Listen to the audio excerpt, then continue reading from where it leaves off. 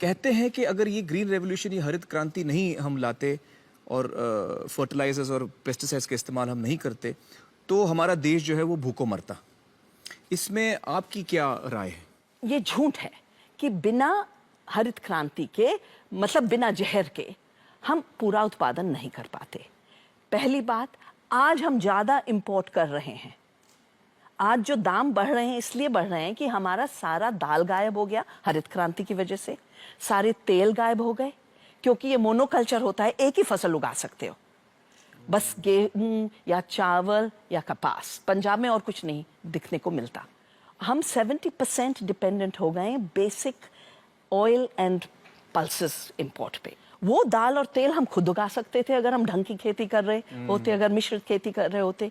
जब लोग इकट्ठा करके काम करते हैं तो ज्यादा काम हो जाता है जी। जब पौधे इकट्ठा काम करते हैं, जब आप दाल का पौधा गेहूं के साथ लगाओगे तो दाल नाइट्रोजन मुफ्त में गेहूं को दे रही है।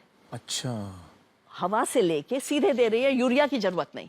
तो ऑर्गेनिक खेती जो है उसमें ये सारे अलग अलग किस्म के जो सीड्स हम एक साथ उगाते हैं, मिश्रित। इसीलिए हम इसको जैव विविध जैविक खेती कहते हैं, क्योंकि विविधता से ही प्रकृति चलती है।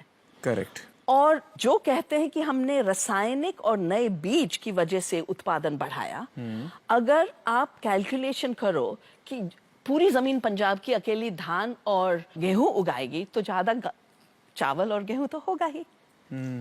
आप जब दालें नहीं उगा रहे, चना नहीं उगा रहे, तूर नहीं उगा रहे, मूंग नहीं उगा रहे, उड़द नहीं उगा रहे, तो उतना तो बढ़ेगा ही। रिप्लेसमेंट का फैक्टर है। और एक और से जुड़ा हुआ है कि पेस्टिसाइड की एक बीमारी है। आप पेस्टिसाइड की चक्रव्यूह में जब घुस जाओ तो एक स्प्रे करोगे, फिर 4 करोगे, फिर 30 करोगे, फिर 60 करोगे, और आपको और करना पड़ेगा, क्योंकि जो एक प्रकृति की व्यवस्था है उसको आप बिगाड़ रहे हैं। कीटाणु को रोकने की, उसे आप तोड़ रहे हो। और वो अंदर है, खाने के अंदर है, हर सेल के अंदर है। तो आप सोचते हैं अच्छा सेब को आपने पील कर दिया, बहुत अच्छा है, सेब के अंदर है pesticide. And these are all impacts of जहर, जिसको हमने दवा करके किसान को गुमराह किया है कि बेटा और स्प्रे करो। अच्छी चीज तो ज्यादा होनी चाहिए दवा ना? है डालो, दवा है तो तुम जितनी ज्यादा हो लोगे अच्छा करेगा। दवाई के लिए, असली दवाई के लिए इतना कॉशन है कि डॉक्टर जब दवा देता है कहता है इसके साथ ये मत खाना, 2 घंटे का एक सेपरेशन दो। और जहर के लिए एक पूरा फ्रीडम, खाओ बेटा, स्प्रे, किसान को खूब स्प्रे करो और आपको कि खूब खाओ। और इसलिए अगर हम इंडिया को शाइनिंग मानते हैं, इंडिया को एक इमर्जिंग ग्लोबल सुपर पावर मानते हैं, उसका मेजर होना चाहिए कि भारतवासी कितने संपन्न हुए, किसान कितने संपन्न हुए। 2.5 लाख किसानों ने आत्महत्या कर ली। वो आत्महत्या जुड़ी हुई है कर्ज से।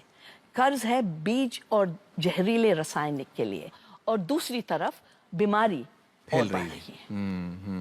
वंदना जी, आपने इस बहुत ही अहम मुद्दे पर इतनी अच्छी तरह से रोशनी डाली। बहुत बहुत शुक्रिया हमारे साथ बातचीत करने का। Thank you so much. आपको शुक्रिया। Thank you.